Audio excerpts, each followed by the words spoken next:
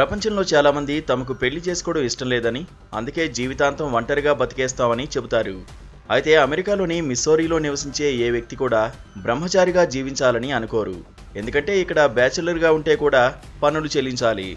ఈ విచిత్రమైన బ్యాచిలర్ పన్ను మొట్టమొదటిగా 1821 సంవత్సరంలో అమెరికాలోని మిస్సౌరీలో విధించారు.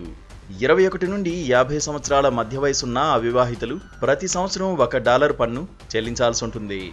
అప్పటి నుంచి కొన్నాళ్ల పాటు బ్యాచిలర్ పన్నును విధించినప్పటికీ ప్రస్తుతం ఈ ట్యాక్స్ అమల్లో లేదు. అయితే ఈ బ్యాచిలర్ పన్ను గతంలో జర్మనీ, ఇటలీ, దక్షిణాఫ్రికా సహా అనేక ఇతర దేశాల్లో కూడా అమలు చేశారు. మరోవైపు అమెరికాలోని మేరీల్యాండ్లో మరో వింత పన్ను అమల్లో ఉంది. టాయిలెట్లను ఫ్లష్ చేయడంపై కూడా అక్కడ పన్ను విధిస్తున్నారు.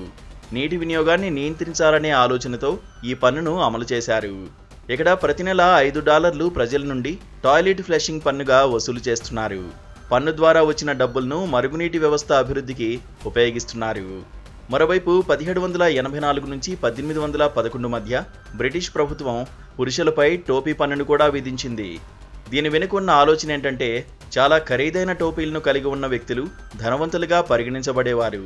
పేదవారు టోపీని కొనగలిగే ఆర్థిక శక్తిని కలిగి ఉండరు కాబట్టి ధనవంతులు ధరించే టోపీల ఆధారంగా వారి సంపదను లెక్కించి పన్ను వసూలు చేసేవారు.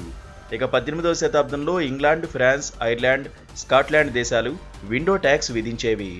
ఇంట్లో ఉన్న కిటికీల సంఖ్య ఆధారంగా ఈ పన్నును వసూలు చేసేవారు.